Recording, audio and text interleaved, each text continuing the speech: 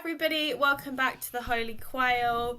Me, Andy, and Nick are back together for the first time since the reunion at Rutland. Whoa. Hope everybody's had a good week. Who have we got in the chat?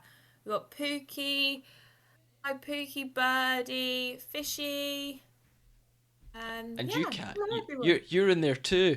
Oh, and I'm in there, but it would be a bit sad if I said hello to myself. Oh well, hello, Catherine Wesker. I should think of like a fun name. I think I made this ages ago, but I should have made like a more fun name. You can change Just... it.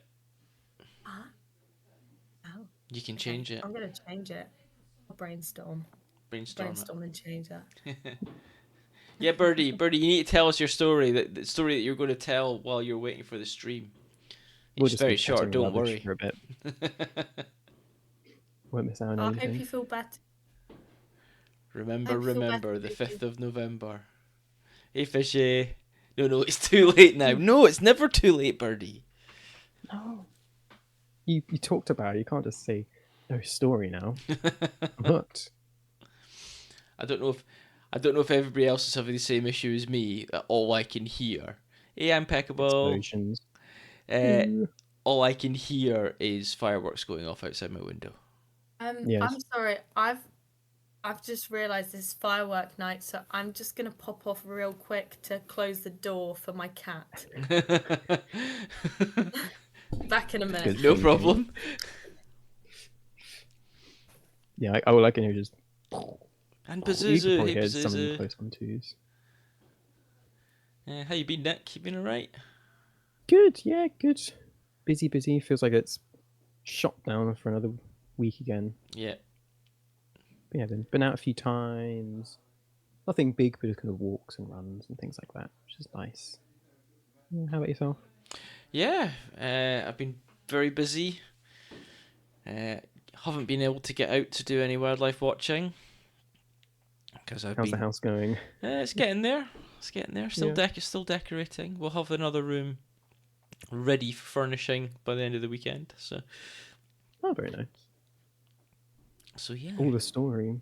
Pookie, Birdie saying, I was driving home from work today, and a flight of like 12 to 15 Uber swans flew alongside me for a few minutes. Oh, wow. Nice. They cut with me about 35 miles an hour. Wow, that's cool. That is a very cool story. I'm glad you shared it.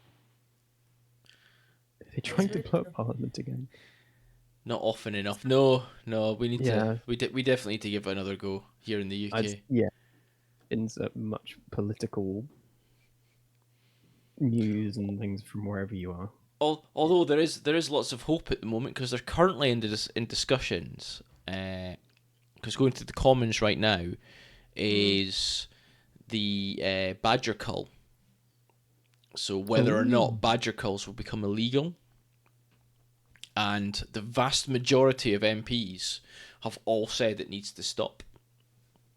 Oh, wow. That's good. That's really good. Now, whether or not that happens, and when I say the vast majority of MPs, what I mean is the vast majority of MPs who've got up and talked have said it needs to stop. Now, that's not all of the MPs that have got up and talked about this thing, but... Yeah. Well, that would be great progress. Oh, a massive step forward. If that went through. There's also the Planning and Infrastructure Bill, which is in the House of Lords. They've just done the House of Lords.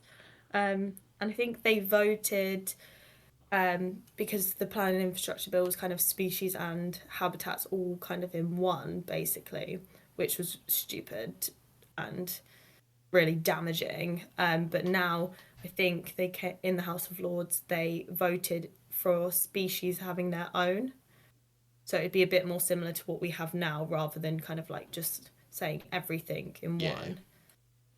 Yeah, there is the Wildlife Trust. I think it's the Wildlife Trust's. Where's my phone gone?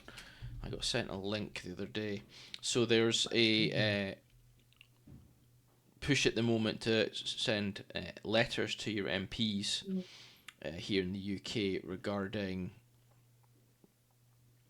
this bill. And so the Wildlife Trusts are email your MP Amendment 138 would make sure the new planning system works for, not against nature. So yeah, you can go to www.action.wildlifetrust.org, and there's a section there where literally it's got a pre-written letter for you. You put in your postcode, it'll tell you who your MP is and give you their email address. You copy and paste all that stuff into your email and send it off. You don't have to do anything other than that. It takes less than 5 minutes to ask your MP to represent you and say that you want these things to stop. Yeah, it's definitely worth doing because that's who the bill's going to go to next. Yeah. So if all the MPs get hammered with letters, they might actually listen. Wouldn't that be nice? Chance would be a fine thing. My MP is yes, Birdie. Superb, I'm sure you're trying to say. Yeah. A superstar. We all feel the same, all of us. Badger calls are a brilliant idea if you've never talked to a single wildlife ecologist. Yes. Yeah. But it's been done. The problem we've got here, and it's probably the same in most countries regarding different topics and different subjects, is that it's so ingrained into like society, these things, that it takes a long time to wrestle people away from it, thinking that it's really precious, because it's really precious that we do these, like fox hunts, for example, were really precious. It's part of the countryside. What will all the toffs do if they can't go out and hunt foxes on Boxing Day?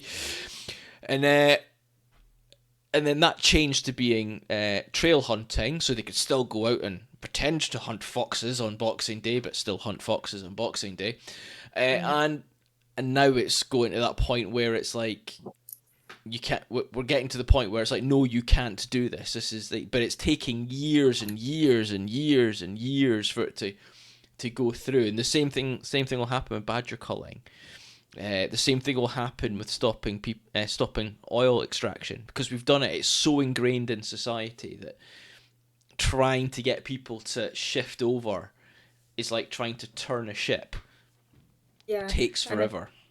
I feel like as well with all these kind of like environmental things, like obviously human things, to make change, you're going to make kind of people happy and stuff like that. But with these kind of like nature and wildlife things, people don't want to rock the boat and it's not that important, so it always kind of goes, oh, it's fine, because no one's really going to kick up a fuss. Yeah. And that's what really annoys me about anything to do with nature and wildlife in politics. It just angers me. Yeah. Fishy says, but badger culling isn't done for cultural reasons. No, it's not, but it's ingrained in our culture. So farmers do it with the belief, because it's always been done. Okay, well, my father culled badgers, and his father culled badgers. We've always culled badgers on this farm for hundreds of years to help protect our livestock, not realising that it doesn't help protect livestock, but they've always just done it. Yeah, and even if they know that, like, scientifically, like, they do know, it's just, like, they don't like them anyway, because there's always that, like, negative thing in the back of your mind with badgers.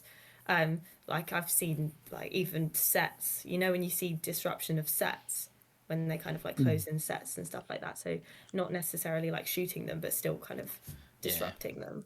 Yeah, it's the same. Birdie was talking about raptor persecution earlier in chat. It's exactly the same situation with raptor persecution. It's been done for generations that now it's just done. It's like, oh, we just do this. And every new gameskeeper that goes in would be like, oh, we don't need to do this, isn't right? But eventually it happens that groundskeeper will be like, well, it's just always happened here, so we'll just go and do it.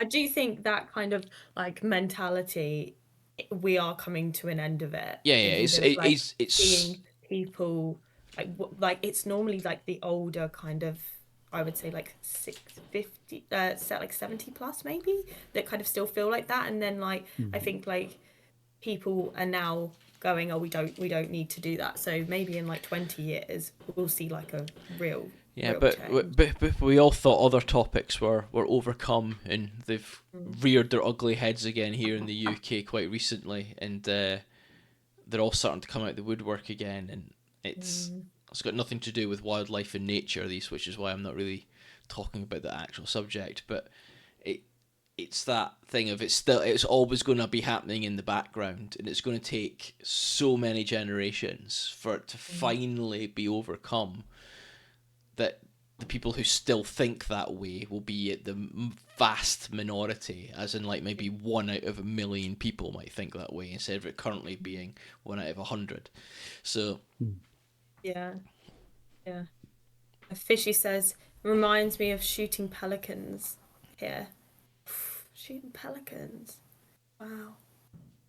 Pazuzu, it's getting pretty political here with Cullings. The Conservative government, I'm guessing that's Conservative government, wants to completely exterminate all wolves to save the sheep, but thankfully the EU blocks them for now. Yes, I think I saw that. I would love to know. I'd love to know how many sheep actually perish, okay, or actually taken by wolves in the entirety of the country. Okay. In fact, in the entirety of Europe, how many sheep are actually dead? What percentage of the number of sheep in a year, okay, that are grazing in Europe are taken by wolves, and how much does that actually cost us? But also, it's such a grey area, because I mean, I don't know anything to do with it, Pazuzu. You can correct me, but how can you prove that your sheep has been taken by a wolf? Well, yeah. Farmers' anecdotes, like I saw that thing over there. It came like my sheep. It did. And Birdie's saying, I'd imagine the links they're introducing to Scotland would kill more sheep than wolves. That's something we can talk about later. But I'm not sure. And in the areas where they're talking about putting links, I'm not sure that's a massive sheep farming area. But what they would go for is all the non-indigenous deer. So it's nonsense, but they're making conservation into a leftist issue, so they're going at it for political points. Well, there you go. It's similar to the number of old grandmas and little girls with red coats being eaten by wolves. Yeah, I can't see Lynx killing any wolves. No, neither can I. Hey, Chris, how you doing? That would be a battle. Yeah, doesn't tell you. Fishy says, speaking of badgers, they've been spreading here, and fascinatingly, they're penetrating the desert habitats. That's cool. Oh wow! If they can live in those locations, that's amazing. That is cool. You'd think the burrows would cave in. Maybe it's deep enough or firm enough substrate. Yeah. Hold it like a sandy mud. But... Start trophy hunting for foreigners of lynxes. Oh god. Oh my god. Oh my gosh. That is so frustrating. I wish you could hunt trophy hunters. I'm actually going to start a business hunting trophy hunters. Yeah. So there's a Jean-Claude Van Damme movie from the late 80s, early 1990s called Hard Target, which is kind of about that. A bunch of trophy hunters, but they're hunting man. They're hunting the greatest thing, and he turns it back on them, which is quite funny. But there we go. But yeah, sea eagles and sheep, yet to be proven case, though it would be very hard to prove, of a live sheep lamb being taken. Plenty of carcasses, but were they killed or scavenged? Yep. They do DNA tests for wolves and track the wolves that attack. But sheep farm have bigger issues with blue tongue disease. Yeah, we've got foot and mouth here in the UK, which is probably a bigger issue than any predator would ever bring. Yeah, that's interesting though. They do DNA tests.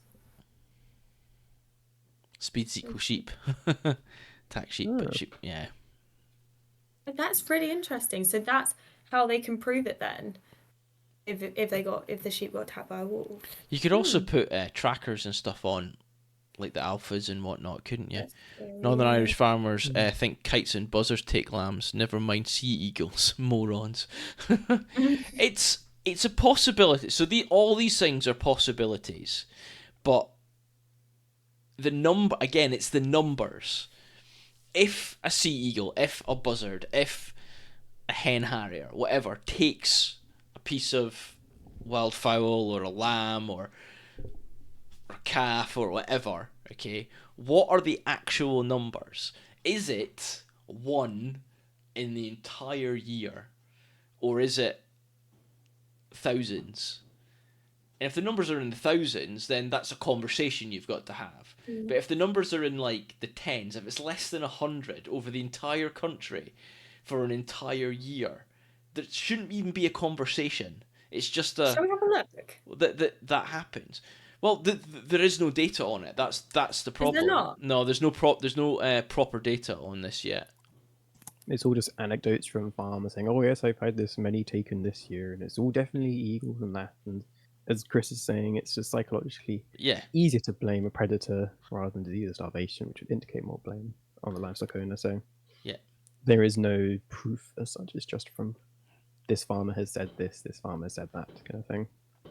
Well, So he is saying hey Barnacle, roughly 0.065% of EU herds are taken by wolves. well there you go. So the number is so minuscule that it shouldn't really matter. But like I always love the stat, and I'll ask it as a question. What do you think kills more humans every year?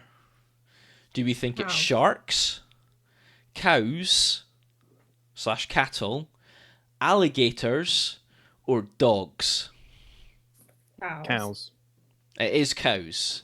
So cows, a domesticated animal, is responsible for killing more humans every year than all of those predators combined.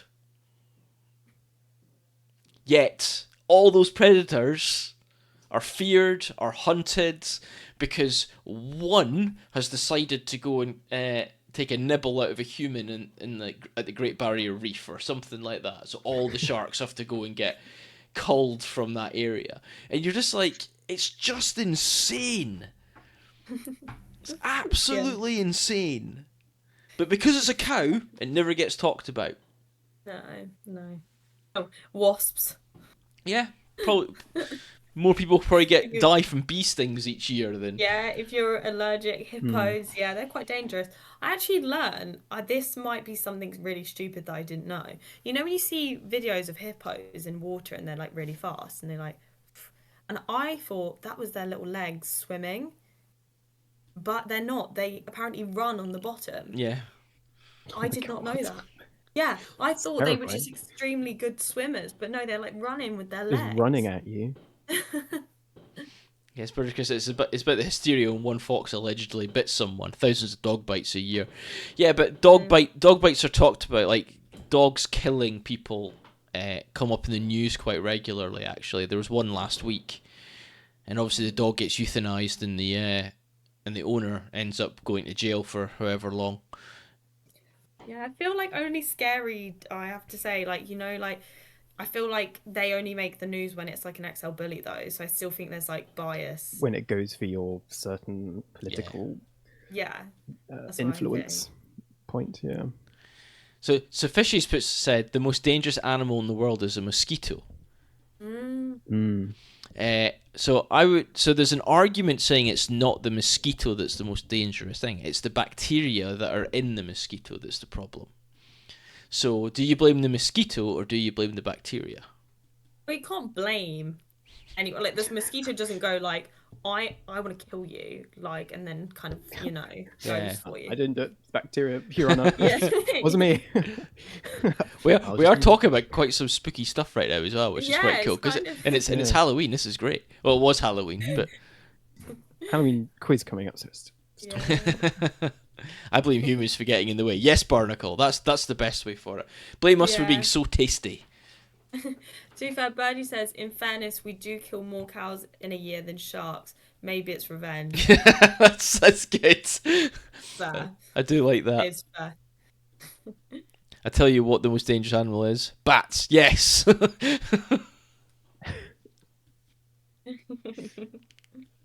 Interestingly, whilst looking up the quiz, the question that ever made it in, the fourth most dangerous animal, if we're going by mosquitoes and things, is freshwater snails. What? Because they are a vector of right, okay. infections, disease, and things like that. As the same with the mosquitoes are, which is... There's a fun fact for you. No one talks about snails. Exactly. Everyone, oh, that's a cute snail. Like, Yeah. Killer. It's going to kill you. There we go. Cool. Right, shall we quickly move on to our wildlife encounters so we can then get on to the quiz? I love the quiz. I'm really excited for the quiz. Yeah, so am I. Who is going to go first for their wildlife encounters?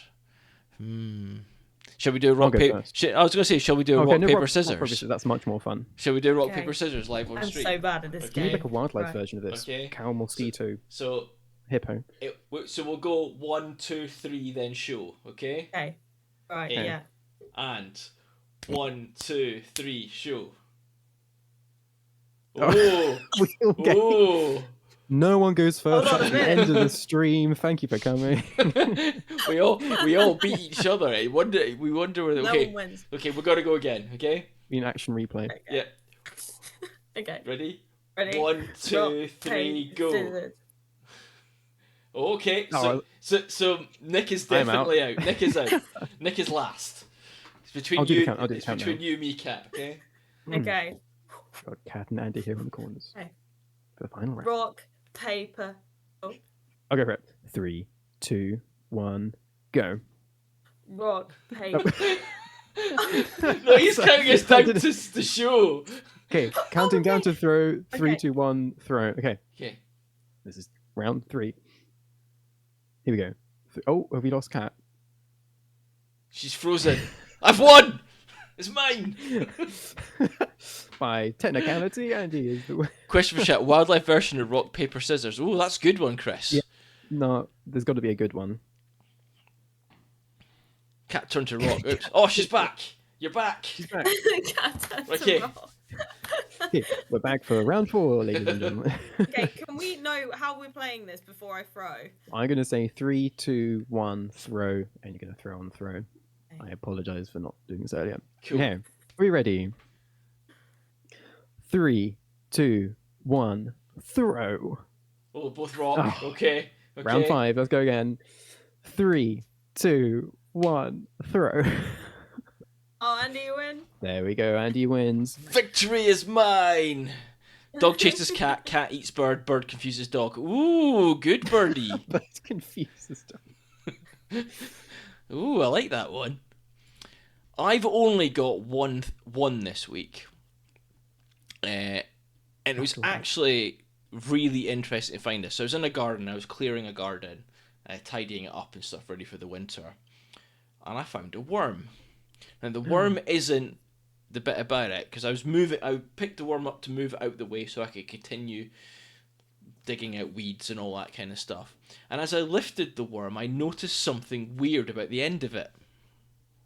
Cat's disappeared. I'm sorry. She doesn't like this one. My laptop, so it's going to run out of charge. The worm scared her. So, I saw that something, and it's quite horror basis, was eating the worm while the worm was still alive. Oh my goodness. So this is the end of the worm, the back of the worm. And here's this thing trying to munch the worm. That doesn't look very good for the worm. And it's trying to get inside. So it's trying to eat its way into this worm. It is gruesome, Pazuzu, you're right. So spooky, Andy. Well done. Bird gangs up with his 20 friends and chases away cat. And I feel fine. That's Tears for Fears, that. Can you enlarge it? I can enlarge it. Give me a second. Computer zoom. And enhance. Whilst we're waiting, I do enjoy the bird going on to dog version of rock, paper, scissors with bird bites dog, bird poops on dog, bird gangs up with his 20 friends and chases away cat. We're doing good. Basically, the way to win that game is just always do bird. Yeah, birds sound like they're going to win it, whatever happens. Oh my gosh. I hope this doesn't become our thumbnail for people trying to browse Twitch. Some sort of TOC. So what's the little kind of white balls? I just think that's sand. Oh, okay. Wow. Beetle enhance. It looks a bit like a face. Oh, it's a beetle larva. Ooh, interesting. Snail earwig eggs. Ooh. It could be. I think it's just there might be eggs, but I'm not really sure. Yeah, it does look beetly.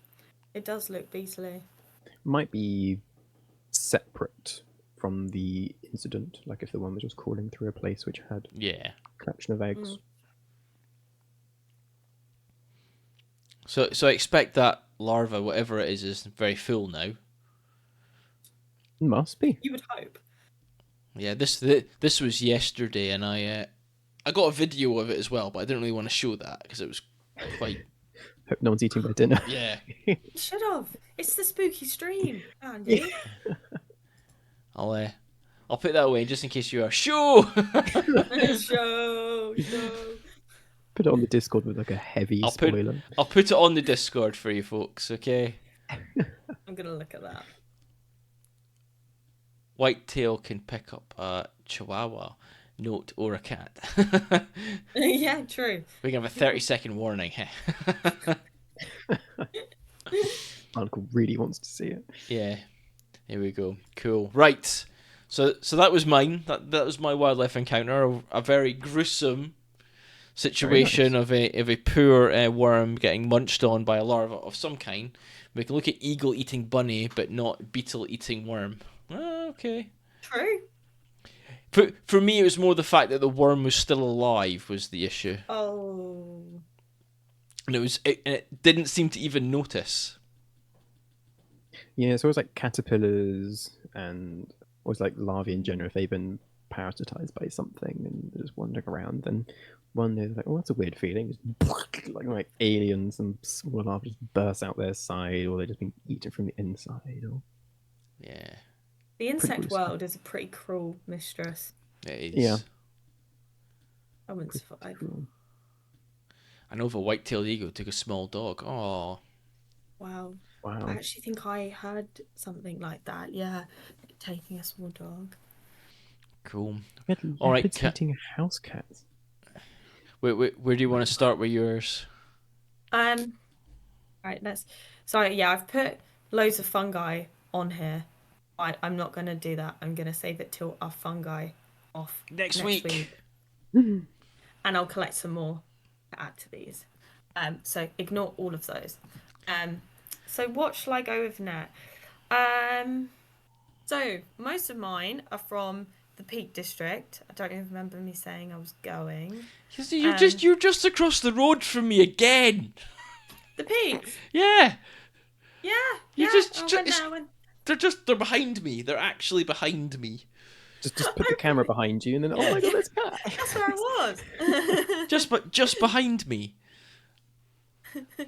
Yeah, I love it there. It's really nice, and you're very lucky to have it on your doorstep because I have to travel a fair way to go there. But yeah, so most of these are from the Peak District. We'll start off. What have I got? With the stream. We'll start off with the stream picture. Whoa, stream on a stream. So all the streams are kind of like this orangey colour. And they look really funky. And it's kind of the natural iron-rich groundwater from them, which is from the peat. Yeah.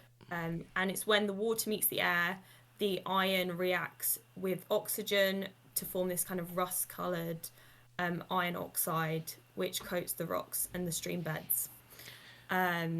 So it's quite like a unique habitat. It's very acidic, nutrient poor, but is quite a special environment. So it's good for sphagnum mosses, bog plants, iron-loving bacteria and algae, and very hardy stoneflies, midges, and caddisflies, which is why these kind of streams as well in the Peak District attract dippers, and grey wagtails because they can feed on them. But yes, fishy, it does look polluty, and that would be your kind of initial thought, pollution. But it's quite literally just due to the peat, and it is clean water. But you can get it looking like this when it's near iron, like mines as well. Yeah. So when it's near mines, which this one wasn't, that high density iron there can be polluted. So yeah. C2H60, 860, and you got some scotch. What I'm going to say is I'm old enough to remember this colour of water coming out of house taps. Really? Yep. Wildlife on your doorstep, lucky you. Well, yeah. well, they didn't have all the... So when I was growing up, they didn't have all the same tests and stuff. Well, all the different filters and all the things that used to that now go into water to make it as crystal clear as it is now. And like, there's some places in the UK you can still go and you'll still get water like that coming through taps. So you'll be having a shower in peat water. God, Pretty cool. That is. And there's nothing wrong with it. Surely not good for you though. I mean, I don't know Thanks, much. Barnacle. Look at you, the picture of health today. Is that why your skin's glowing? Yeah. It's just the iron. Natural peat water. All around your body. Dermatologists hate this new secret. What people don't seem to understand is I'm 20 years older than either of these two. Oh, cat's gone again. Oh, she didn't like that. No, she didn't like it at all. But I am 20 years older than Nick, so bring back Rustwater. This is the kind of political campaign I can get behind. Yeah. Cat mic drop. I wonder if her laptop ran out of charge. Oh, back. I was going to claim I was 20 years old, Birdie. No, I wish I was 20 years old. Only 20. Go on, you're getting some slander in the chat. I am getting slander in the chat. No, sorry, guys. It's all right, Kat. I was just saying that I'm like 20 years older than either of you, so which is why I can remember this kind of stuff. But well, how was it showering in it? Because basically, you don't notice. We were climbing up like a waterfall, and I was like, I really don't want to fall in this because it looks disgusting. It's honestly, you wouldn't even know. It's like a natural tan. Yeah. Slowly build up that lovely brown orange look. I haven't been out in the sun all year. Yeah. I'm into the peaks. You know what? Maybe it would have done me a bit of good falling in there. I could do with a bit of bronzing up at the moment. I'm gonna go back the weekend, Cat. Yeah. No, Birdie. Clear water did not freak me out when I saw it first. Where's my healthy orange bits? This is how we make Iron Brew, you know. God, so you haven't been missing a trick with this. Andy still has all 20 fingers and 18 toes. Perfectly good water. Top notch. Yes. Cool. Iron Brew is the drink of the gods. Well, I don't think this would taste like Iron Brew, but if you want to try, head to the north of the Peak District. For science. So what else? Oh, this lovely club moss I saw when on said water, kind of waterfally, which is quite nice. I like a club moss. They are lovely, club mosses. And back in the day, we bathed in the bog, and all those bacteria gave us iron stomachs. Natural immunity. They are so bouncy. Yeah, they do look like little springs. Trying to get. Oh, and while up there, mystery burb? Question mark. Now we're talking. There you go. Again, I only had my burb. phone. And it might be something really simple, but it was really big. Like, really big. Oh, yeah. I was always feeling like a proper nitpick of like bird on the ground in a tree on the other side of the valley. There is a proper nitpick coming. Oh. From Nick. Oh yeah. Yeah, I got it.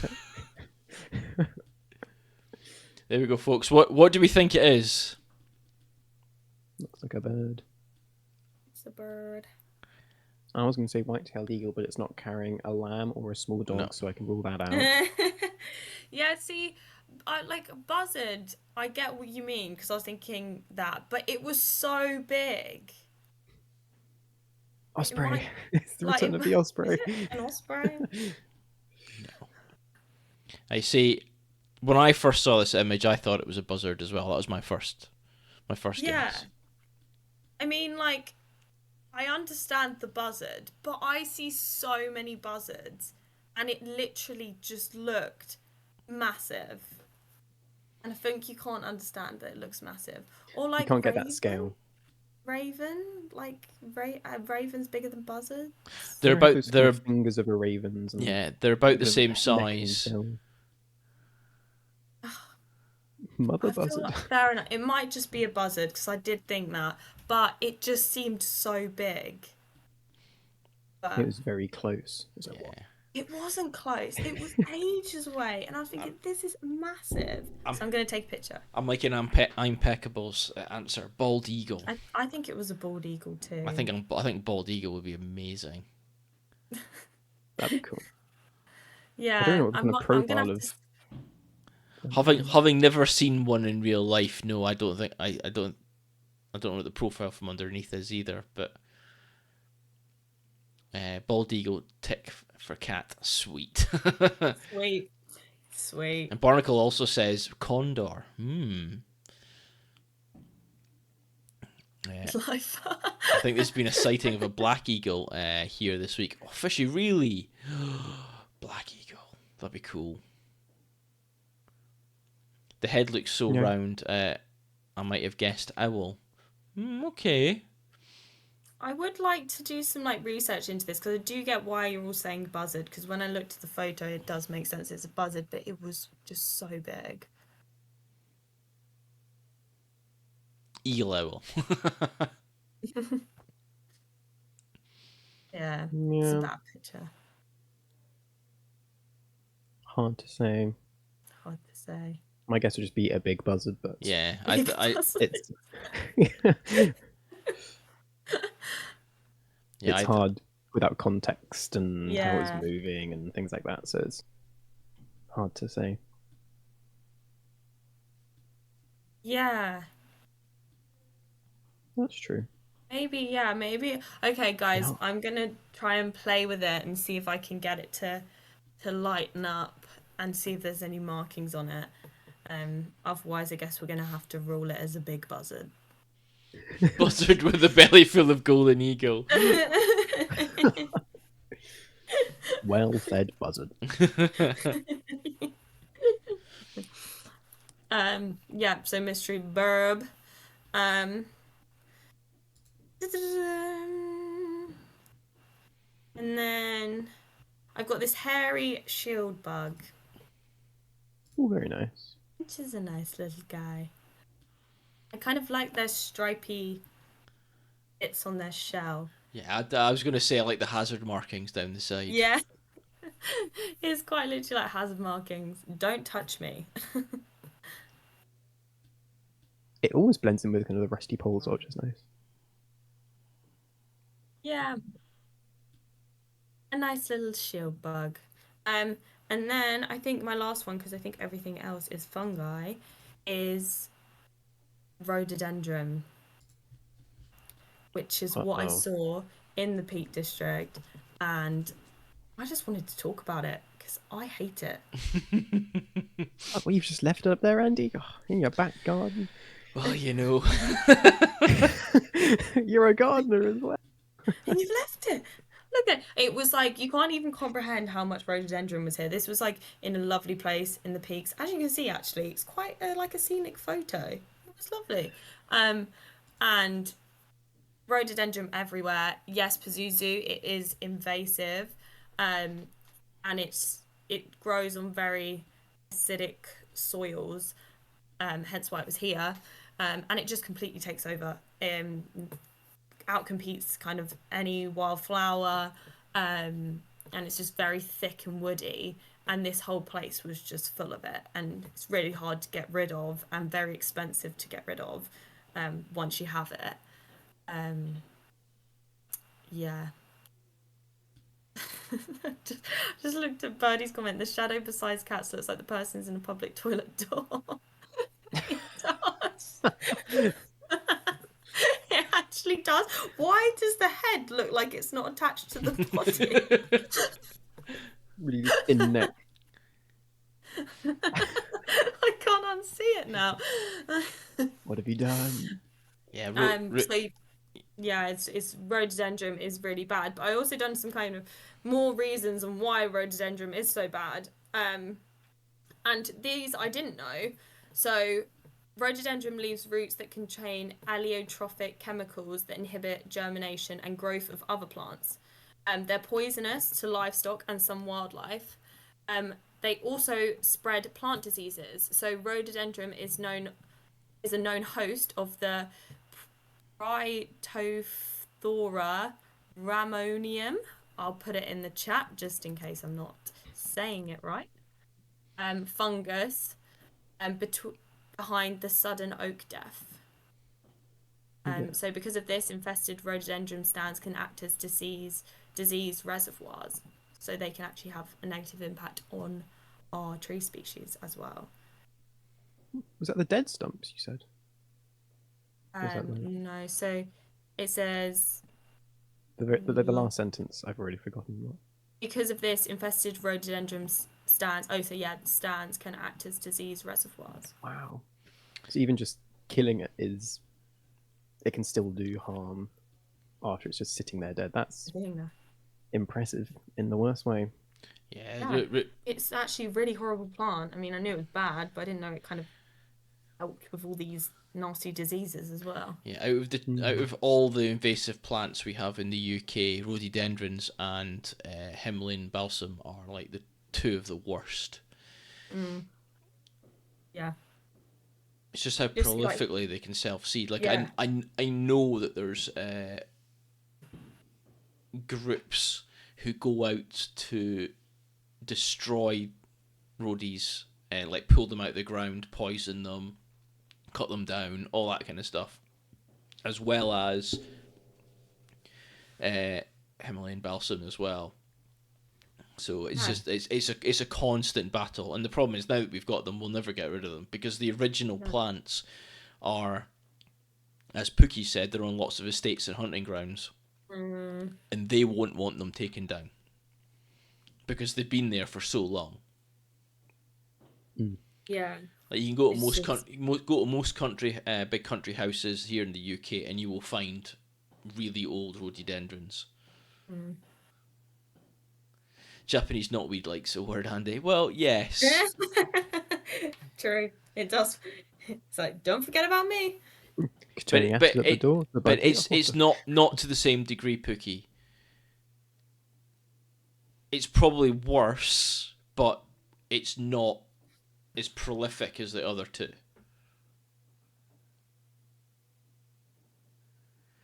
And they make hallucinogenic honey. Yeah. Rhododendron. I did not know that.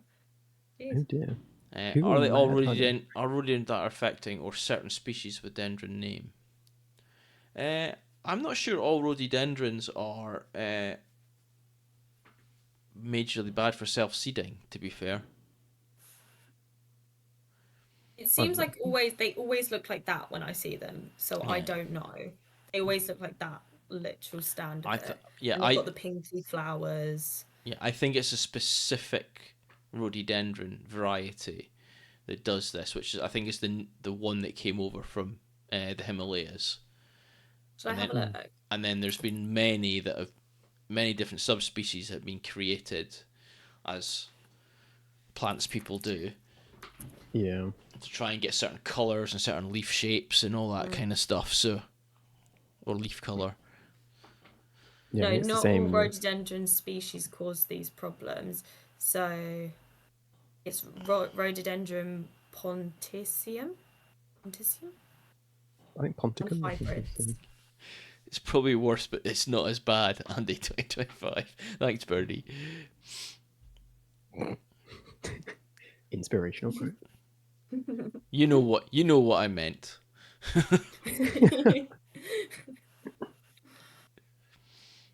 It's more of a nightmare to get rid of once you've got it. But it's also not illegal to put in your. It's illegal now to plant in your garden.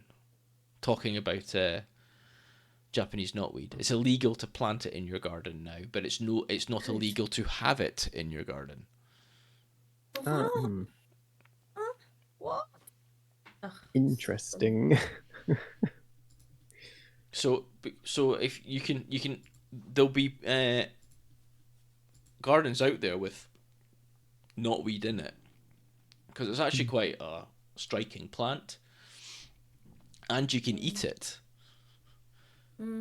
So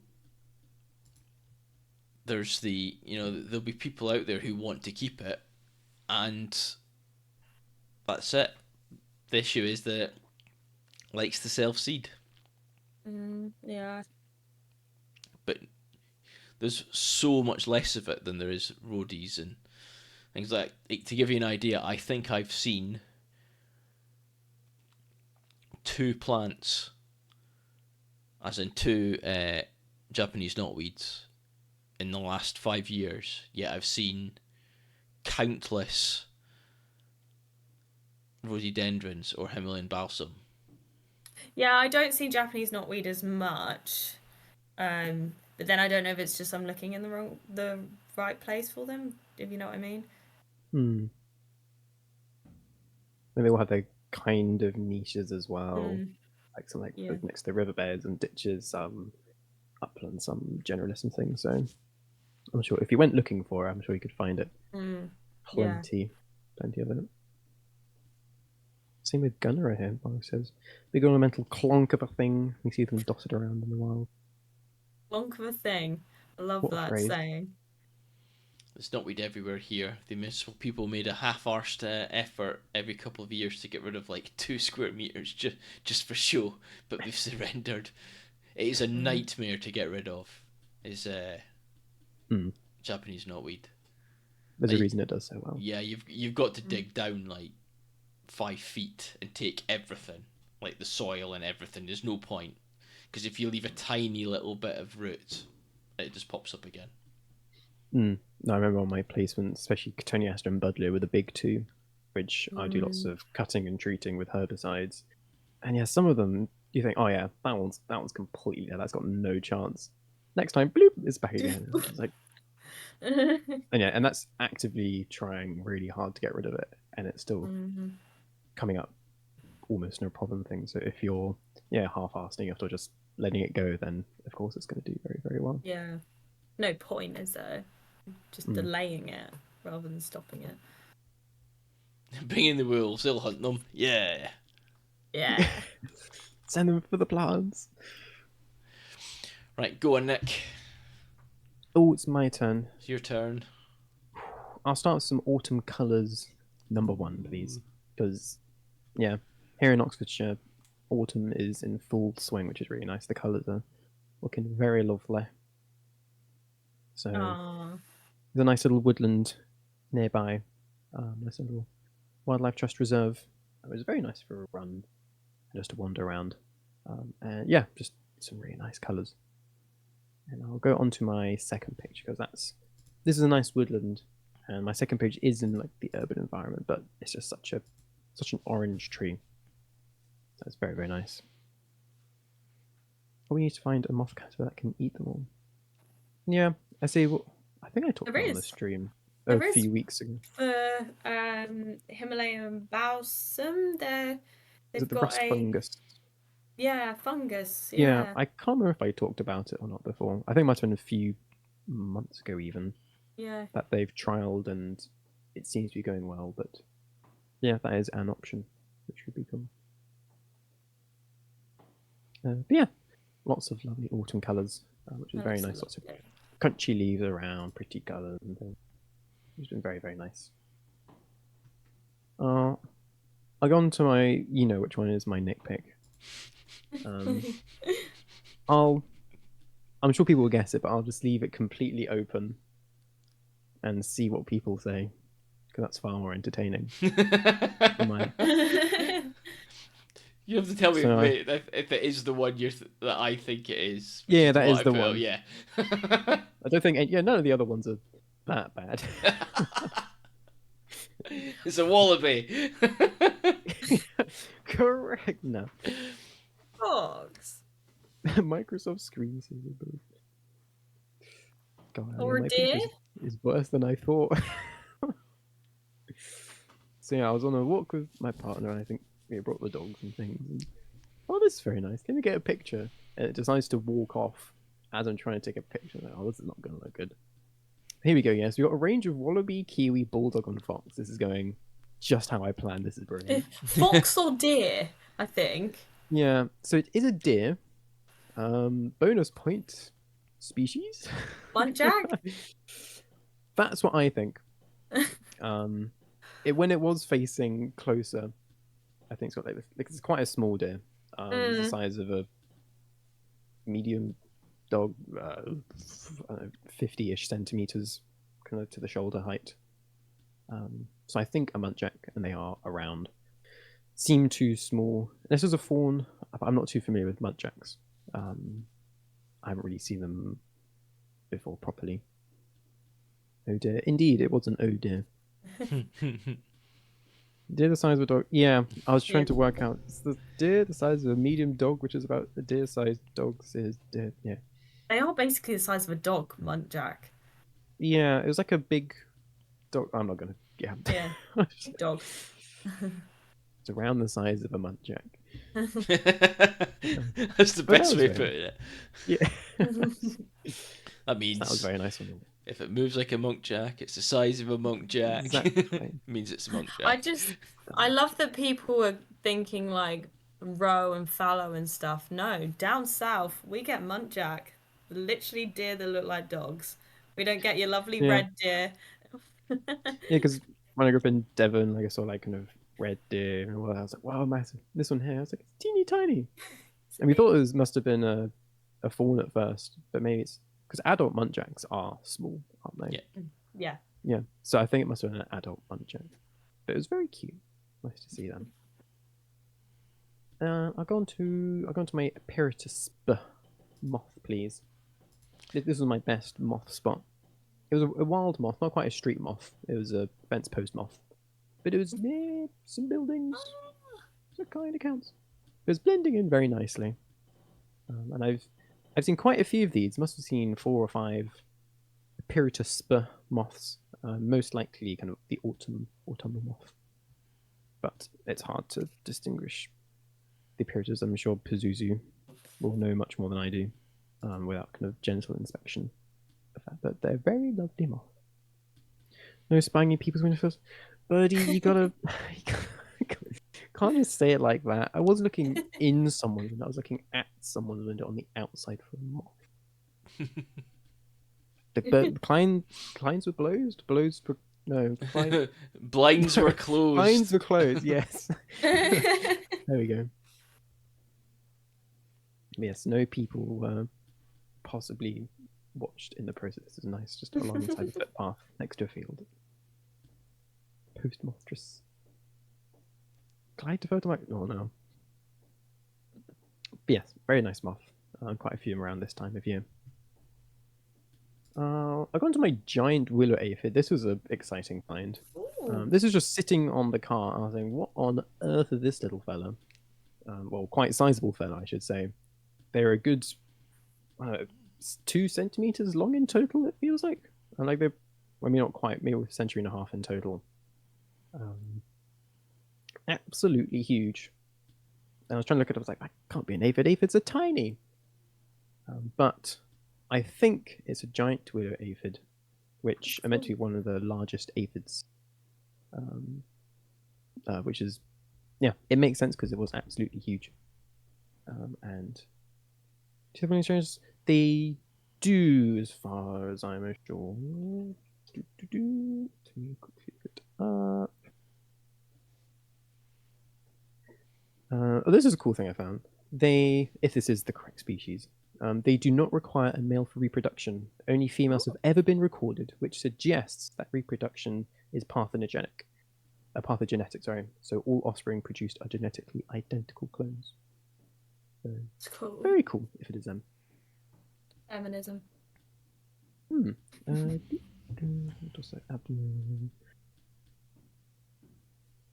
Oh, there's too many words. Adults can be either winged or wingless. There you go. That's very helpful. That's interesting. So yes or no. I don't know why. If they're all female, that's going to require a deeper search, and I'm sure there's lots of genetic, hereditary things like that. But it seems like yes, they can have a wingless.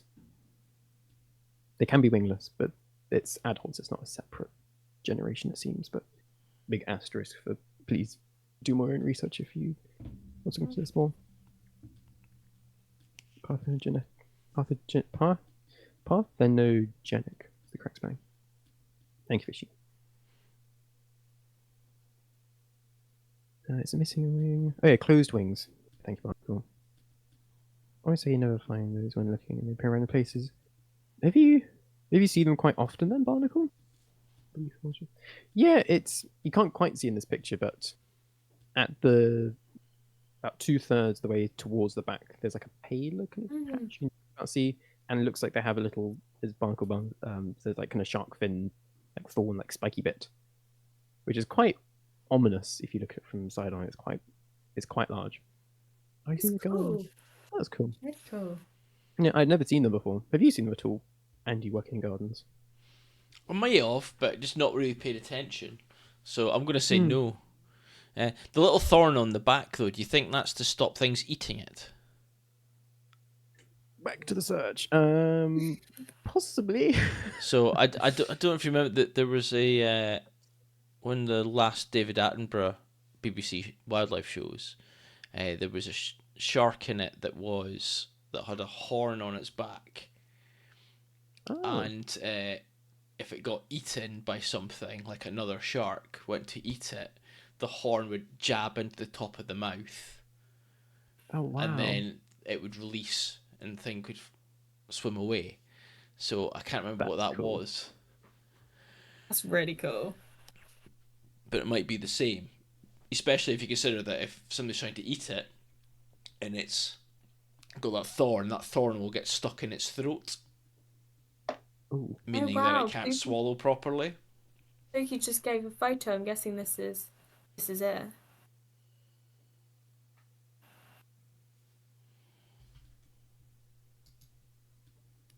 We've disappeared. That's only because I want to see what the picture is. We're gone. Oh wow, yeah. That horn thing is crazy.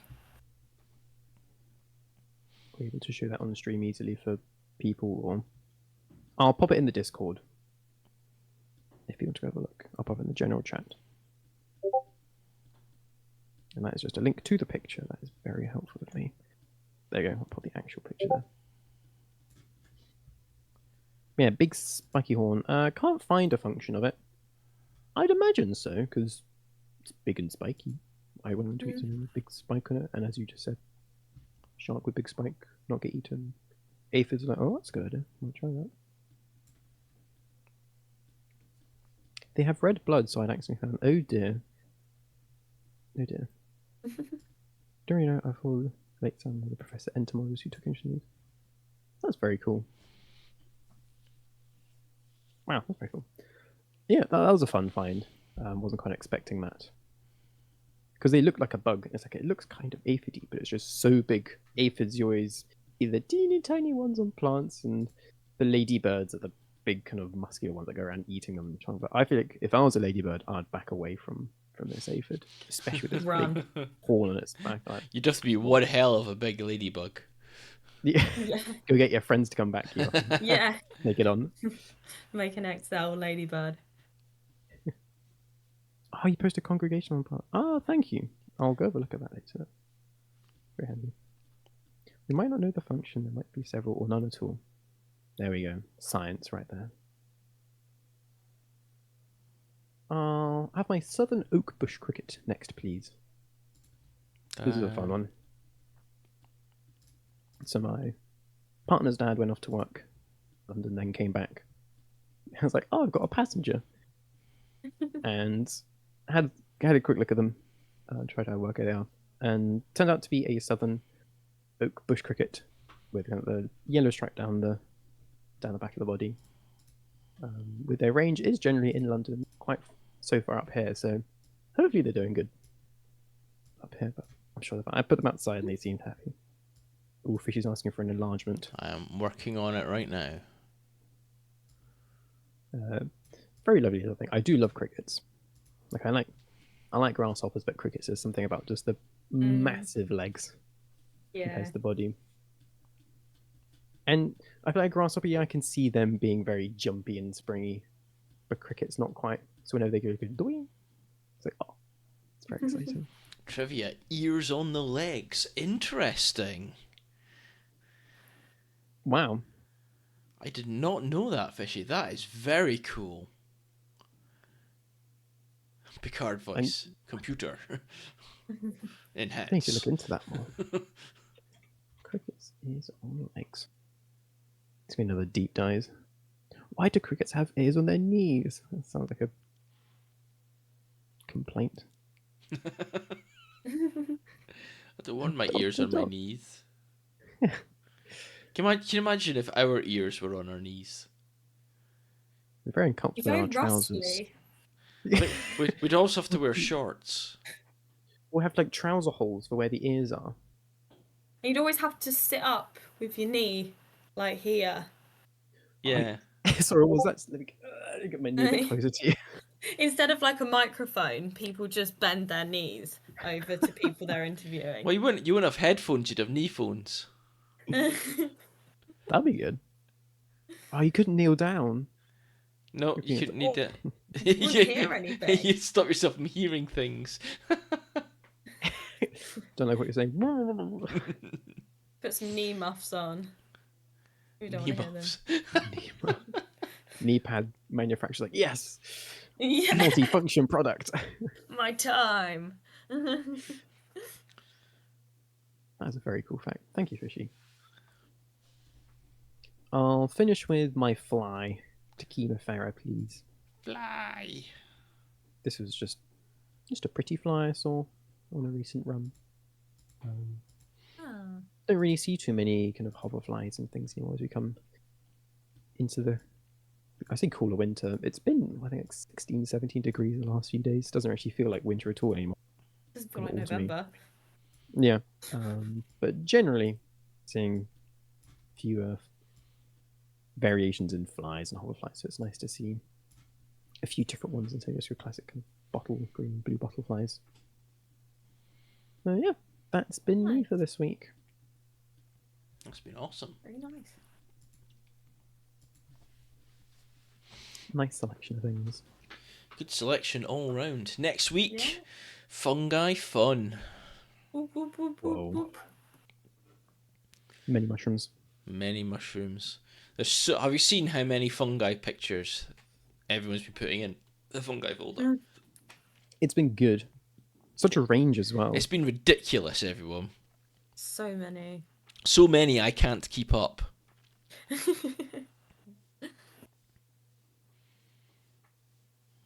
That's very cool seeing all the mushrooms in there.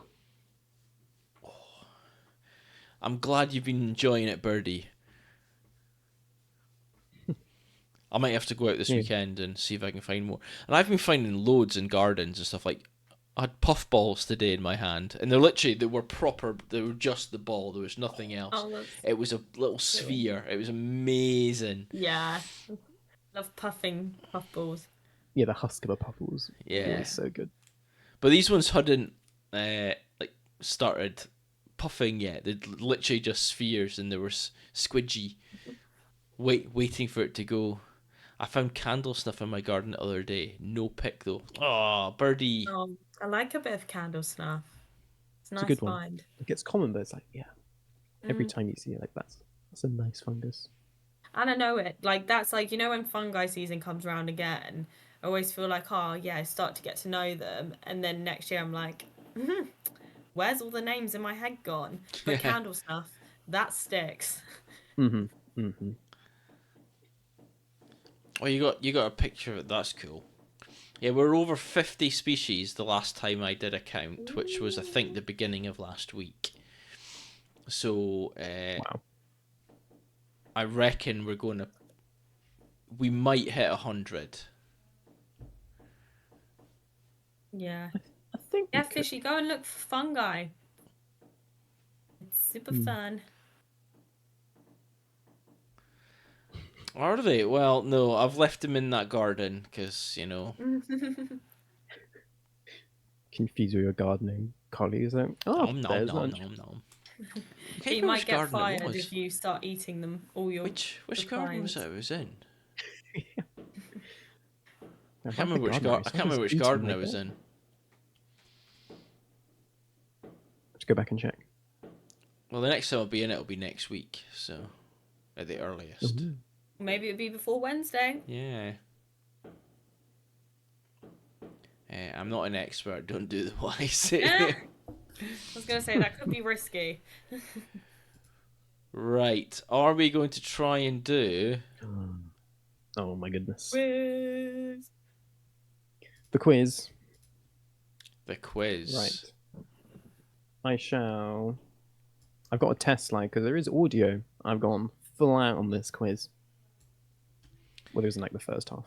Right, so we might disappear, everybody, because we're going to try and do something we've never done before. Not like that. That was me just trying something. So you're 37 yourself, Birdie. That's amazing. Yeah, well done, Birdie. 37 is really good. That's very good. Yeah, we want to try and do more month and a half, 2 month highlights. So yeah, everything you do is what we could do after this one, kind of the rest of the year. Then definitely mention them. Right, I shall.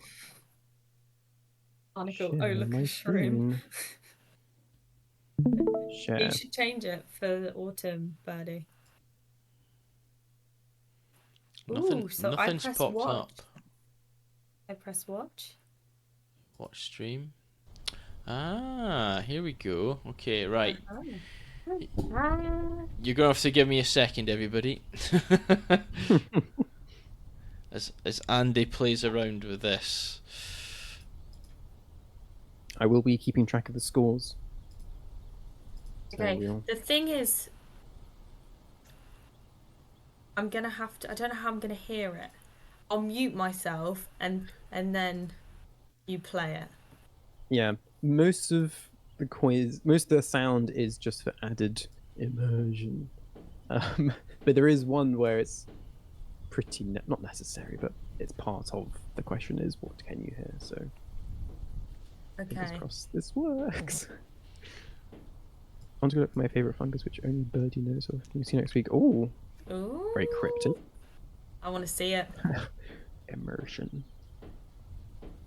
Okay, I reckon this will do the job. There we go.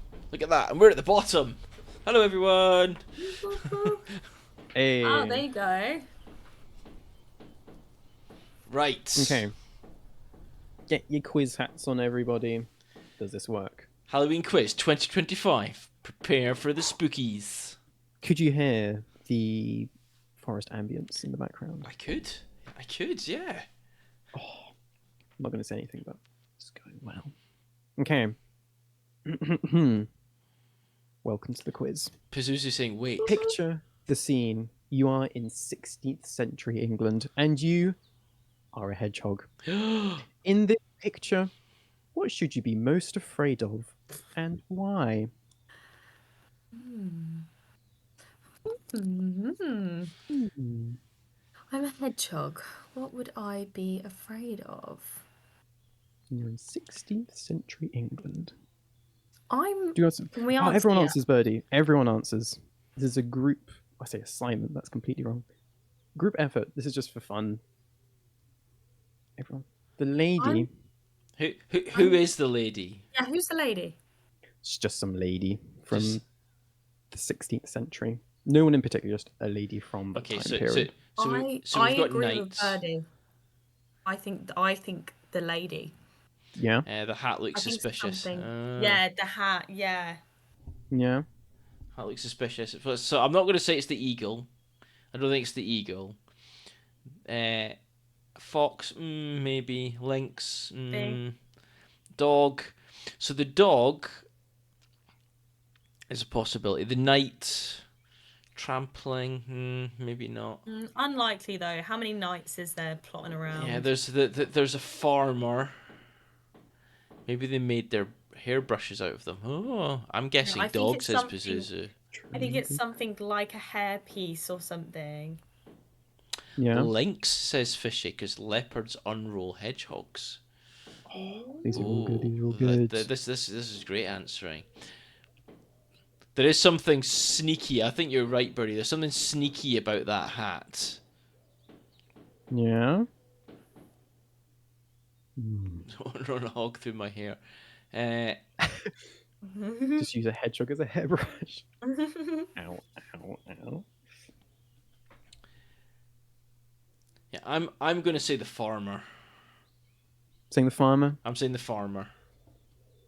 That's so stinky. Okay. Everyone got their answers in? Yeah. Okay, so the correct answer is the church. Turns out people think you are a witch who turns into a hedgehog to steal milk from cows in the night, which has angered farmers.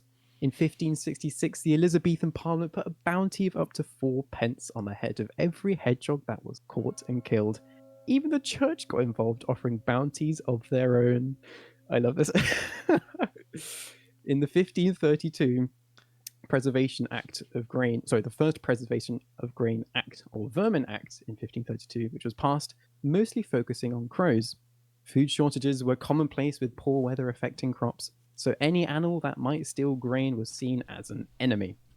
The Vermin Act was essentially an act which encouraged the population to kill vermin for a price per head, and in 1566 it was extended to cover the slaughter of a huge range of animals for large sums of money, including the hedgehog. God damn it, that was a nitpicking question for me. That is so true. That is so true. Only Nick could have seen that coming. I've been training you all these years. No hedgehogs on them, but they were seen that they could have been eating grain, so get them out of here. Yeah. Hedgehogs really have a rough gig. They've always had a rough gig, haven't they? Yeah. The church wasn't blurry. All right, Birdie. It's because the church was always there before the other images came up. That's what it was. That's what it was. I like it though. That set the tone of this quiz. It was a spooky answer. Mm-hmm. Okay, ready for the next question? Yes, let's do this. You are now in medieval Ireland, and you are starting a long journey. When you encounter... The answer's the tree. A stoat. Stoats are often called weasels in Irish folklore, but there aren't any weasels or haven't been introduced or wild. But they used to call them weasels in folklore. But as you encounter this stoat, you don't have much on you. You only have some shiny rocks, a chicken, a kind heart, and a pointy stick. What is your best option at this point, and why? Hey, I still live in medieval Ireland. Oh, you got a bias there. Can't get this wrong now, Birdie. Can you repeat the question, please?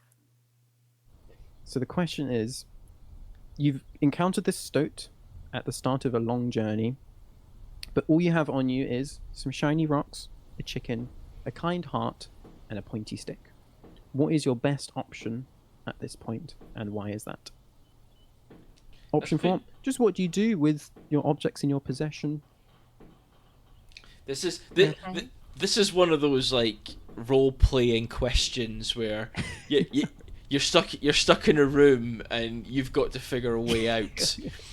Also, why are you carrying a chicken around? This is medieval Ireland. Who knows what's going on? Make a chicken kebab with stick and chicken. Use the rocks to make a fire, and use your kind heart to feed kebab to Stoat friend. Oh, Barnacle, that's amazing. You've used it all. That is really good, Barnacle. Kind heart, be nice to the Stoat. The Stoat will be nice to you. So Birdicris said kind heart. I'm going all of the above. Chicken. You going chicken? I'm going to Irish chicken. custom. I'm going to sacrifice the chicken. Going to sacrifice the chicken? I was over the Irish custom. I'm going to use the stick because it looks like it's a wand. It does look like it's a wand. He's going to put a spell on this. You can put a spell on the Stoat. Not sure what spell, but I'm going to put a spell on the Stoat. Place a spell on the Stoat with the pointy stick. Yes, impeccable. We were thinking the same. Hold on, guys. I gotta go put my pokey chicken away.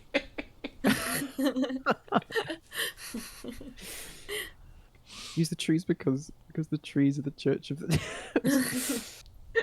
I'm getting a barnacle's head. This is brilliant. Sticking with stones. Magpie behaviour. Cool. I've got their final answers in. Okay. You should greet them politely with a kind heart. You're shaking hands with them. I tried hard. In Ireland, the stoat, or weasel as they were called, was regarded as a very intelligent animal, but also vengeful, since they were believed to understand human speech. So if a stoat was encountered at the start of a long journey, the correct thing to do was to greet them politely. In County Clare, the custom was to raise one's hat in greeting or even to bow. The person who insulted them, on the other hand, or pelted them with stones could expect to lose all their chickens before too long. Deliberately killing a stoat was most unwise, since it caused all the deceased animals' relations to descend upon the house of the culprit and attack them with great savagery. So isn't that fun? There's also another source that says, indeed, one should always be very cautious. Weasel at any time, for all the other weasel will resent your audacity and kill your chickens when opportunity offers. The only remedy is to kill one chicken yourself. Make the sign of the cross solemnly 3 times over it, no more, no less. Then tie it to a stick hung up in the yard, and the weasels will have no more power for evil, nor the witches who take their form, at least during the year. If the stick is left standing, will take their form at least during the year. If the stick is left standing, but the chicken may be eaten when the sun goes down. So, Birdicris, I think, gets a point. And then people who said chicken, I'd say I'll give half a point. Yes, half a point. Rest in peace, chicken. Poor chicken. That's really interesting. Can I just say as well, how did we go from saluting, shaking hands with stoats to killing stoats? Something went wrong between them as then and now. Who else said chicken related thing? Barnacle mentioned chicken. I guess you kind of did sacrifice it. I said heart though in my first suggestion of petting. It was close to shaking the paw. The tiger paw. Oh yeah, who said petting? Pazuzu did. Have a kind heart is always the answer. I'll give you a half of it as well. Why did travel across the stoat to get to the other chicken? Very good, Fishy. Right, moving on. Question 3. Both satisfied, you part ways on your journeys. Aww. Bye, stoat. This is so good. You end your long journey at the Mediterranean Sea, where you turn into a parrotfish, because the hedgehog earlier was actually a witch and it cast a spell on you. But you're settling down to go to sleep when... you're settling down to go to sleep when you're encountered by some friends or foes. Who should you be most afraid of, and why? Oh, what have we got? So we've got Basking Shark, conger eel. Is that a hermit it's crab? Moray eel, but a moray eel. Big eel. Okay. Hermit crab. A little snail. A seahorse. Is that a Portuguese man of war? Just a jellyfish. Jellyfish. General jellyfish. And a dolphin. And a porpoise. Or porpoise. Okay. Cetacean. Impeccable's going straight in with that porpoise is looking menacing. But he's guessing like he's a a witch. Smirk. It is some journey, Chris. But it's a good thing you politely greeted the stoat, otherwise you might not have made it here, so well done. And the eel bites your thigh and you bleed out and die. That's a more. Snail probably feeds on parrotfish sleep cocoon. Oh, and as Birdie says, Nick brought up the deadliness of snails earlier. Yes. Oh. I'm going to say humans then. You didn't specifically say it had to be anything in the picture. It's always humans. I've had to rule out humans because everything would be the most deadly symptom probably. Eel filler, says Barnacle. So Barnacle saying eel. Okay. Mm-hmm.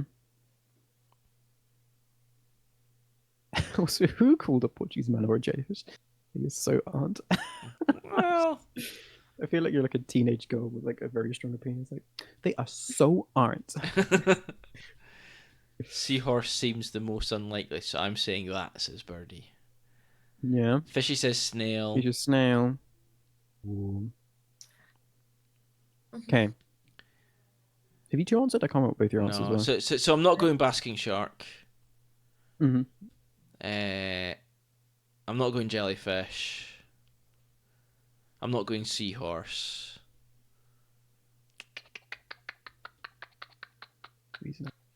I'm going eel. I'm going to say eel. I'm going to go.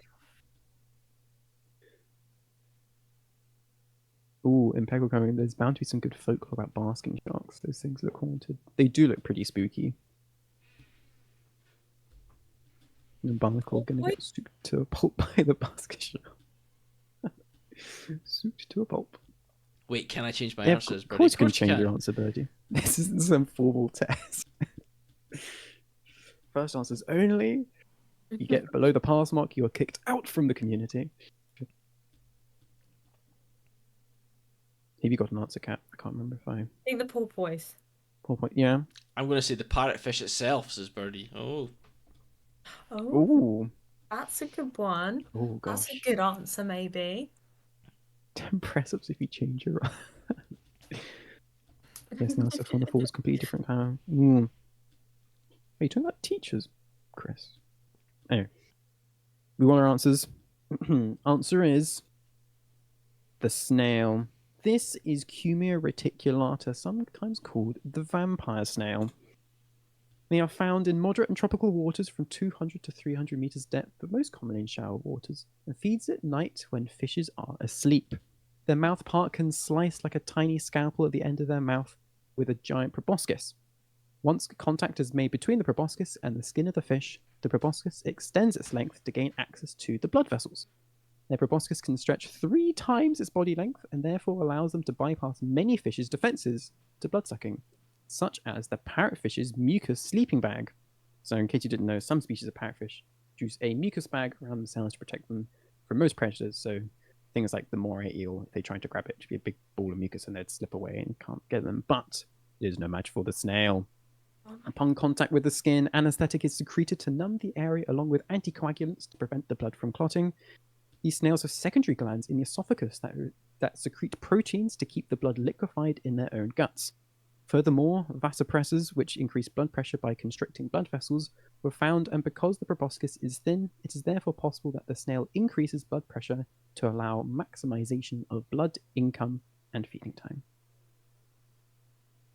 Fair enough. The vampire snail. You even gave us a little Easter egg. Earlier on, yeah. Snails. Damn. So who was that? So Fishy definitely. Birdie thinks Fishy gets 2 points. He on the bag. I'll give them 1 point for now. When the eel bites your thigh, yeah. Was a clue earlier intentional? Oh, I was kind of slipping in, seeing if anyone would remember. But I'm glad somebody remembered that. Who else said snail? Yeah, fish is snail. I should get a point for remembering then, says Birdie, even though I guessed wrong. Keep trying, Birdie, keep trying. Super fun, super fun. Did anyone else guess snail that I've missed? Hopefully not. Just let me know if I did get anything wrong. Right. Next question. As night falls, we now travel to Sulawesi Island in Indonesia. What's that making a sound? And what have some of the locals likened this sound to? Should repeat.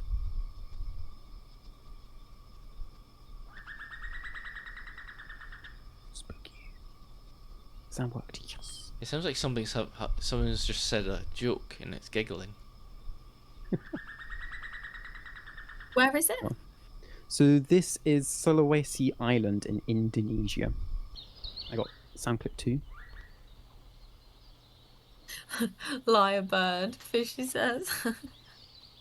Oh, you guessed the snail, Barnacle. No, you get Barnacle guessed eel. Oh, you snail, Barnacle. Snail. Another witch, Lyrebird. Yeah, I do. You snitched. It was so close, Barnacle. You were very good, but I went and looked. You got me. I got third sound clip as well.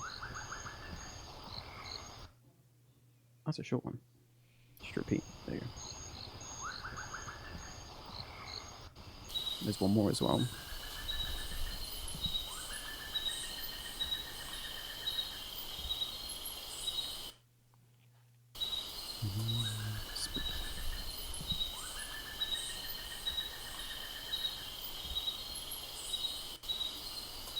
I have no idea.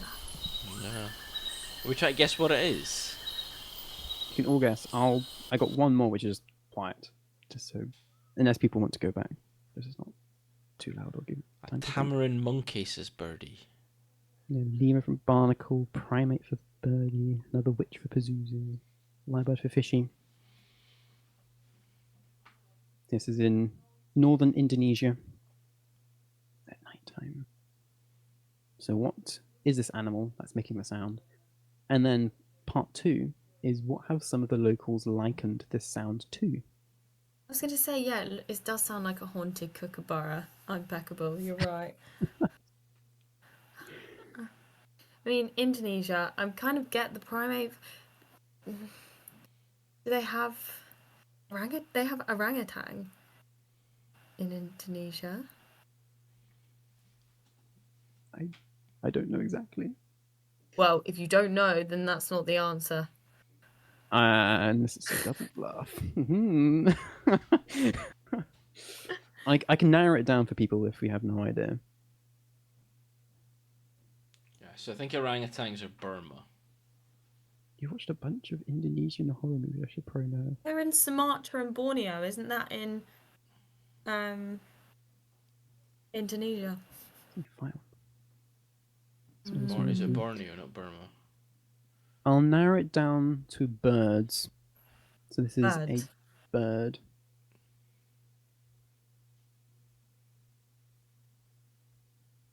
And then the fun part is, what have some of the locals likened this sound to? Okay, a parrot. I'm going to go with some kind of parrot. This isn't a satanic nightjar, is it? Ooh. Oh my gosh. Burner-Chris. I'm going with Burner-Chris. I'm going with satanic nightjar. Oh, you're copying from the student next to you, Andy. Yeah, definitely. Lima burb. Small monkey burb. I'm going with Chris too, says Birdie. Impeccable. I think somebody's liking the noise being laughed at. Oh, that's very sad. Locals. My neighbour's laughing at me. Everyone got their final answers? Yeah. Yeah. It is the Satanic Nightjar. Yeah! Well done, Birdie-Chris. So this is Eurostopus diabolicus, known as the Satanic Nightjar, also called as Henrich's Nightjar, also the Satanic Eared Nightjar, and also the Sulawesi-Eared Nightjar, and the Satanic Goatsucker, or the Diabolical Nightjar.